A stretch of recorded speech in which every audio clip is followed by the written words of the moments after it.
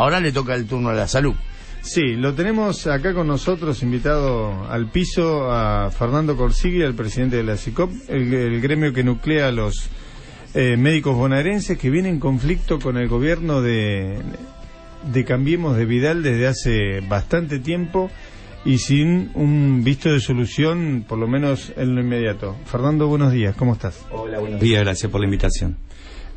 Fernando, contanos cómo está la situación, porque siempre hablamos con vos por teléfono y dijimos, bueno, vamos a traerlo al piso por lo menos para que nos cuente cuál es la realidad de esta situación, porque creo que, mira, los pueblos que no se preocupan por su educación y su salud están complicados, y nosotros vamos camino a eso.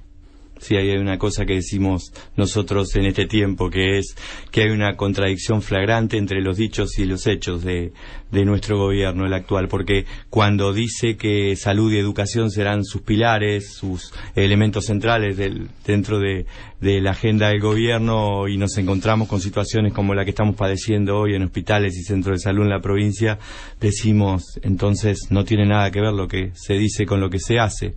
Nosotros esta semana entramos en la 12ª semana de medidas. Arrancamos allá por el 24 de febrero, ustedes recordarán esa inmensa marcha que hicimos los estatales, nacionales y provinciales a la Plaza de Mayo, empezando a manifestar nuestras preocupaciones, la situación que estábamos viendo, y hemos llegado a esta semana sin respuestas en serio de parte del gobierno. Lo que en verdad sucede es que tuvimos ahí un intercambio muy prolongado en el tiempo, bastante poco extenso en lo que serían los encuentros con el gobierno, con una propuesta salarial que la verdad no tiene nada que ver con la necesidad de nuestro sector, la verdad no tiene nada que ver con la necesidad de los trabajadores, y al mismo tiempo nosotros al unísono planteamos la situación problemática de nuestros hospitales, de nuestros centros de salud, la forma en la que están, que no empezó ahora, pero que reclamamos que ahora se empiecen a tomar algunas medidas distintas, por lo menos las que se promovieron durante la campaña.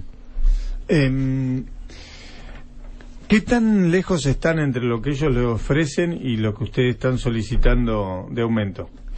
A veces cuando se dice 15 por un lado y 40 por el otro, se plantea una distancia enorme. No, pero hablemoslo en plata. Existe y está. Nosotros empezamos nuestra carrera con 12.000 pesos de inicial. Y lo que nos sucede es que con esos 12.000 pesos nadie quiere ingresar. No quiere ingresar el que sale de la residencia, no quiere ingresar el que sale de la facultad. Y ahí ya no estoy hablando solo del sector médico, mayoritario en nuestro sector, sino también del conjunto de las profesiones de la salud. Y lo que sucede es que se van a trabajar a otros lados, al sistema privado, al sistema de ambulancias, a algún sector estatal que paga mejor, la ciudad de Buenos Aires, por ejemplo, de La Plata, distante 40 minutos de llegada, paga casi el doble. Nuestros salarios están entre el 55 y el 60% de lo que son los salarios de la Ciudad de Buenos Aires. ¿Cuántas horas? La verdad, sí. Con menos horas, porque en realidad ellos tienen cargos de 30 horas, y de hecho tienen 6 horas como para procesos de formación, que en realidad no son asistenciales. Nosotros tenemos en la mayoría de los cargos 36 horas semanales de trabajo, sea de guardia o sea de planta. Sí, sí. Qué bárbaro.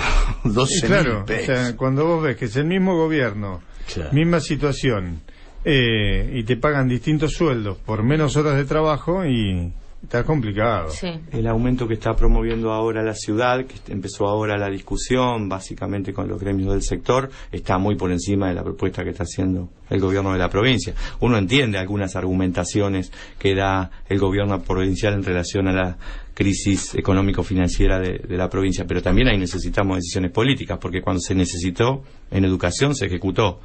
Vía incentivo docente, vía aporte nacional, se decidió que la propuesta iba a ser alrededor del 35%, lo que nosotros decimos que la salud debiera entrar dentro de esa misma lógica. Seguro. ¿Y por qué crees que hay lo que todos vemos como una dejadez del gobierno, o falta de interés, o tratar de estirar el plazo?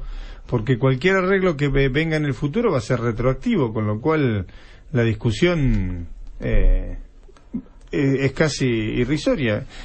¿Por qué crees que no hay respuesta? Sí, fíjense que la propuesta, estamos en mayo ya, y la propuesta arranca en enero con el 5% sí. Y así sucesivamente. Así que, y es cierto que la propuesta también contiene que volvemos a discutir en julio. En realidad parecería que no vamos a dejar de discutir en ningún momento. Claro.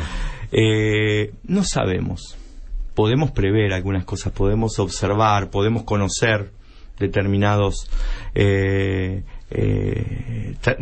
trayectorias políticas, determinados desarrollos. Entonces podemos decir, bueno, una de las cosas que parece es que la salud pública no importa.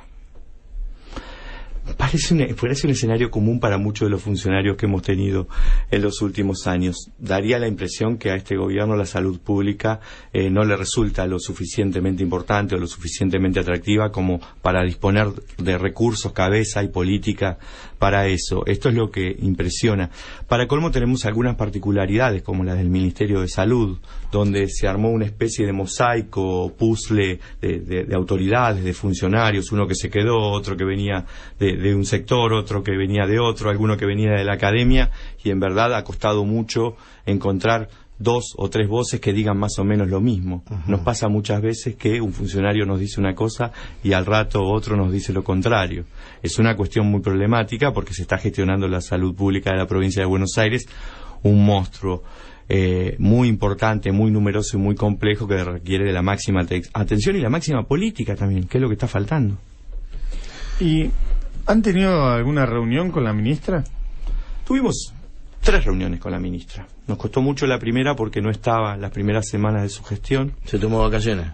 Sí, creo que sí, o algo por el estilo, porque nosotros tuvimos la primera reunión el 20 de enero y la gestión se inició el día 11 de diciembre. De hecho, tuvimos primero la reunión con la gobernadora, que fue de características protocolares, tuvimos la reunión con el ministro de Trabajo, tuvimos una reunión con el viceministro en su inicio y recién el 20 de enero nos reunimos con la ministra. La verdad, cuando uno conversa con la ministra, las reuniones son amenas y agradables, intercambiamos acerca de nuestros pareceres, muchas veces parecería que nos ponemos de acuerdo en cuáles son los grandes problemas y por dónde hay que avanzar, y entonces caracterizamos la situación de personal, la cuestión de insumos. La ministra nos cuenta que su salario está notablemente por debajo de su par de nación o su par de ciudad, ¿no? Y nosotros sabemos que es así. Es así, es lo que sucede en la provincia. El problema es que cuando vamos a intentar resolver las situaciones nos encontramos con falta de respuestas. Nos pasó mucho luego de una reunión técnica, parte de la paritaria, que nosotros habíamos solicitado en el contexto de la misma paritaria y que presidió ella misma. De ahí quedaron 3 o 4 comisiones para tratar distintos temas, los grandes: violencia, recursos humanos, infraestructura, los temas candentes. Y cuando vamos a la primera, que es la Comisión de Recursos Humanos, en verdad lo primero que había que resolver, hay una deuda sideral de reemplazos de guardia, hay que decidir cuál va a ser el aumento del reemplazo de guardia y sobre todo cuáles son los cargos que vamos a tener disponibles para poder cubrir nuestras plantas y guardias que están desmanteladas.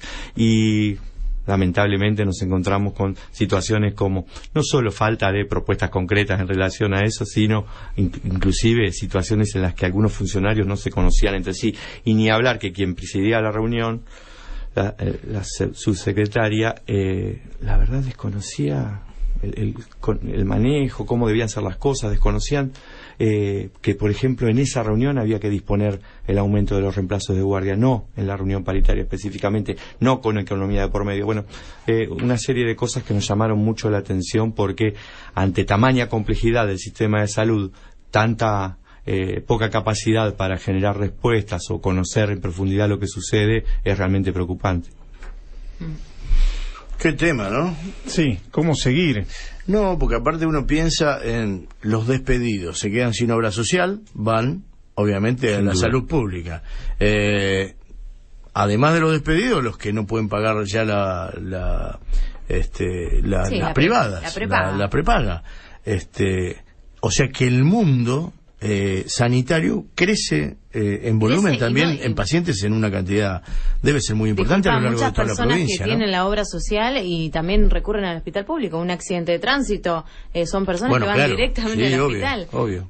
Por más que la obra social se haga cargo después de esa situación, vos vas recurre. Obvio. ¿Cómo se hace? En nuestro ideario existe la utopía de que exista un sistema de salud público único, general, financiado por rentas generales, que sea accesible y de calidad para toda la población. Sabemos que por ahora es una utopía, nosotros no dejamos de caminar hacia allí, pero es cierto que los 3 subsectores van variando en función de la realidad, las condiciones laborales, la situación de las obras sociales. Nosotros ya tenemos un pool notable de demanda de atención en cada uno de nuestros lugares. Y eso tiende a crecer inexorablemente. Y es cierto lo que vos decís, es muy interesante esta mirada de cuando uno tiene un accidente en la vía pública, sea de las características que sea, de la gravedad que sea, la verdad, la primera asistencia la realiza el sector público. Y el primer... muchas veces donde se salva o no la vida es en la guardia o en la emergencia del hospital público. Y muchas veces no estamos con las condiciones para dar la mejor respuesta. No tenemos un tomógrafo, no tenemos un resonador para resolver rápidamente si hay que operar o no hay que operar, o cada una de las instancias, ¿no? Así que sí, este cuadro, la verdad, se torna dramático en estas situaciones. Bueno, vamos a una tanda y después seguimos. Vamos a ver a dónde va a ir el conflicto. Búscanos en Facebook y dejanos tus comentarios. Facebook. Cadena Río. Déjanos tus comentarios. Facebook. Cadena Río. Inicio de espacio publicitario. Otra vez que tú me dices que sí. Una vez que yo te... Seguimos en la tecla en vivo. Y bueno, Fernando, contanos cómo sigue... ¿cuáles son los pasos a seguir en esta discusión para encontrar un punto intermedio en la discusión salarial? Decía yo al inicio que entrábamos en la 12ª medida, y es cierto porque el sábado decidimos darle continuidad a nuestras medidas, a nuestro plan de lucha. Vamos a volver a parar 72 horas esta semana, los días miércoles, jueves y viernes, en la idea de que la paritaria frustrada del jueves pasado no arrojó un resultado positivo en relación a propuesta salarial, y al mismo tiempo demandando del gobierno una nueva convocatoria para nuestro sector y al mismo tiempo una mejor propuesta, además del abordaje de todos los temas. Estamos conversando y ya estamos en lo que sería la organización más detallada de una movilización que haremos junto a judiciales, con acompañamiento de ATE y de diversos sectores docentes el día miércoles a la Gobernación, volviendo a plantear la problemática salarial y el resto de las cuestiones que son motivo de conflicto hoy. En verdad, nosotros logramos la semana pasada instalar el hospital de campaña por el derecho a la salud allí en frente del Congreso Nacional, y logramos que, además de tener una visibilidad mucho más importante que la que estábamos teniendo, poder mostrar cómo están nuestros hospitales en recorridas diversas y poder hablar con diversos medios y con la propia población. También logramos que nuestras autoridades, la gobernadora, el ministro de Trabajo, el de Economía, al que escuché el día sábado en una entrevista radial, y la ministra de Salud tuvieran que salir a comentar algunas cosas relacionadas con el conflicto, un poco erráticas, un poco distintas a la realidad, en tanto la verdad se metieron por el lado de la representatividad, cuando los hospitales están absolutamente parados cuando nosotros hacemos medidas. No hay más legitimidad y representatividad que esa, pero además haciendo unas cuentas medio extrañas que tenían que ver con porcentajes de representación que, además de no ser la realidad, no tienen nada que ver con el centro de la discusión, porque pero lo que nos preocupa es que la gobernadora salga a decir eso en lugar de salir a decir vamos a tomar una decisión en relación a cómo están nuestros hospitales y nuestros centros de salud. Ahora, ¿qué se siente? Tengo muchos amigos médicos y muchos han votado a Macri, convencidos del cambio, convencidos de cómo venía la salud en la provincia de Buenos Aires, sobre todo. ¿Por qué? Porque escuchaban esto de que, y claro, los bonaerenses tienen que ir a la capital y se hacen atender en la capital porque son un desastre los hospitales. Esto lo escuchamos todo 20 veces, 30 veces. Era como que era otra película. La salud en Capital Federal era una película y la de la provincia era otra. ¿Qué respuesta hay hoy? Que ahora tienen la posibilidad de hacer todo por igual en todo el país. Y digo sobre todo en la provincia de Buenos Aires. Porque cuando vos confrontás estos, no hay respuesta. Porque ahora, ¿qué motivo hay? Aparte de una cuestión económica, organizativa, el desconocimiento, mala voluntad, o directamente se está apostando a que se vaya cayendo, como uno imagina que por un lado se está apostando a que las universidades dejen de ser públicas, esto va cayendo en eso. Van cayendo en que los hospitales ya no le van a dar la importancia que le tienen que dar y que la gente se arregle con una cuestión económica.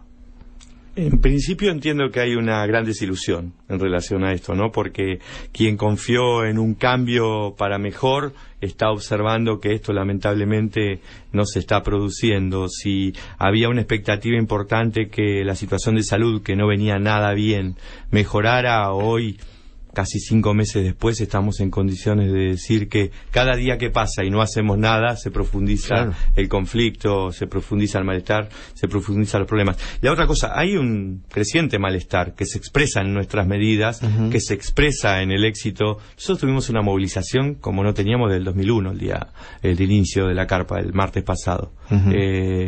Juntamos una cantidad de nuestro activo, que es todo el que tenemos, si se quiere, pero que refleja el estado de situación.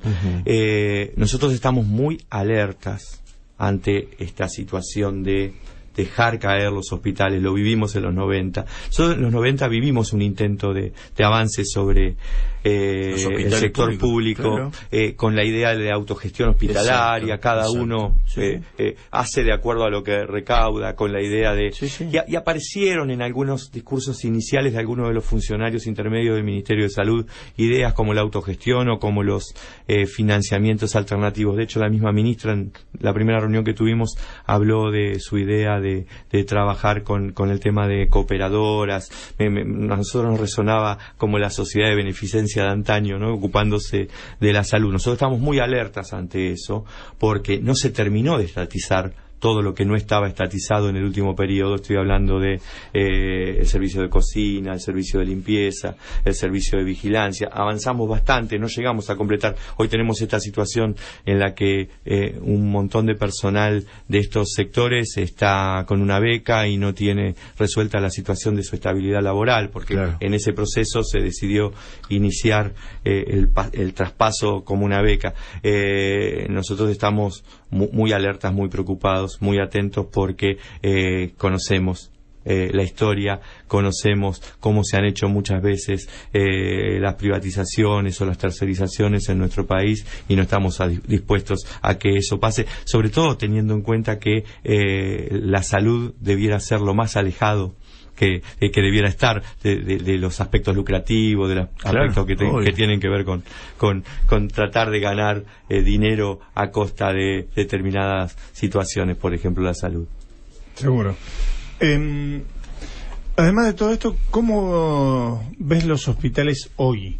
O sea, la situación, porque hoy está la discusión salarial, y a veces uno tiene que discutir no solo la cuestión salarial, sino las condiciones de trabajo y los insumos que hay, independientemente de esto genérico que es la privatización, sí o no, y que creo que es para donde ellos querían ir al principio. Después se dieron cuenta que era muy conflictivo avanzar por ese lado, pero lo primero que avanzó la ministra fue para el lado de, vamos, como una ola privatizadora de la salud. Pero independientemente de eso, me imagino que la discusión de ustedes debe estar también hasta en las condiciones de trabajo dignas que tienen que tener para ejercer la profesión hoy. Sí, nosotros le damos habitualmente la misma importancia a la discusión salarial y a la de las condiciones laborales. Sobre todo el tema de la seguridad, que hoy es tan compleja, ¿no? Ni hablar que las condiciones laborales tienen una directa relación con las condiciones que tenemos para atender a la salud de la población, porque al fin de cuentas intentamos por todos los medios cuidar la salud de la población. Hay 3 o 4 ítems que son centrales dentro de esto. La situación de los insumos, la situación de la infraestructura, esto es la estructura edilicias, hospitalarias, y la cuestión que tiene que ver con la aparatología para poder llegar a los mejores diagnósticos y los inicios de tratamiento. La cuestión de personal, que tiene una relación muy directa con lo salarial, pero no solo con ello, porque ahí están implícitas también las condiciones laborales y las situaciones de violencia, que para nosotros en buena parte tienen relación con la falla del sistema. No en todas las situaciones, porque vivimos en una sociedad entonces en donde muchas de los problemas que tenemos se resuelven violentamente, y eso lo padecemos a diario en nuestras calles, en nuestros ámbitos, pero al mismo tiempo decimos que cuando ante una angustia o una situación de salud importante, o para que el paciente o su grupo familiar considera importante, lo que encuentra es un no, una puerta cerrada o una respuesta negativa, lo que probablemente estemos generando es una situación que puede desembocar un hecho de violencia. El hecho de violencia del Hospital San Martín los últimos días del mes de diciembre del año pasado sucedió porque en la guardia no había éter. El éter es un elemento que se utiliza, es una cosa, es como el alcohol, es como el agua oxigenada, para tratar específicamente una patología de un paciente, y ese paciente más venía de otro lugar donde tampoco había éter. Claro. Y lo que se le sugirió es salir a comprarlo. Claro. Y eso desembocó en el hecho de violencia en el que se agredió al jefe de emergencia y padeció uno de los residentes también. La verdad, ¿no? Los médicos profesionales de la salud en general de los hospitales públicos no es cualquier médico, o sea, es impresionante a lo que se tienen que enfrentar en cuanto a la complejidad, no solamente de estas cuestiones, sino de las realidades que llegan también al hospital, ¿no? Y como decís, tenés que tener mucha conciencia absolutamente de todo lo que sucede con respecto a ese paciente que no puede recibir lo que necesita. Sí. Pensaba en algunos números, ¿no? A veces 2 pediatras en 24 horas en un fin de semana en el hospital de Florencio Varela están atendiendo no solo 250 o 300 consultas, sino que además se están ocupando de la sala de internación y se están ocupando de las derivaciones que hay que hacer cuando el paciente es más grave y no se puede resolver su situación de salud en ese hospital. Y eso sucede en la inmensa mayoría de nuestros lugares. Seguro, es terrible. Bueno, Fernando, muchas gracias por habernos acompañado y haber tenido la molestia de venir. Yo creo que es muy importante que la gente tome conocimiento que la pelea no es solamente salarial, sino que también incluye condiciones laborales, de seguridad y de dignidad, porque el trabajador no solo va para comer, sino va a trabajar y no roba por dignidad, quiere tener un salario digno. Y a veces uno, cuando mira los medios nacionales, lo único que ve es una pelea solamente por un sueldo. En estas condiciones está afectado el derecho a la salud, es uno de los derechos humanos. Y está afectado el derecho de los trabajadores y sobre todo el derecho de la asistencia de salud de la población. Yo les agradezco la invitación y además estamos teniendo una gran ayuda, un gran apoyo de ustedes en esta pelea que estamos librando por la salud pública de la provincia de Buenos Aires. Muchas gracias. Cadena Río siempre va a ser la voz de lo que no tienen voz, vamos a estar siempre, no importa que a veces nos quieran clausurar, todo, pero nosotros siempre vamos a estar. Así que, Fernando, muchas gracias. No, gracias a usted. Muy amable. Bueno. La Tecla en vivo, la voz de los protagonistas para que estés informado al instante. La Tecla en vivo. Desde La Plata, capital de la provincia de Buenos Aires, transmite Cadena Río, la radio de tu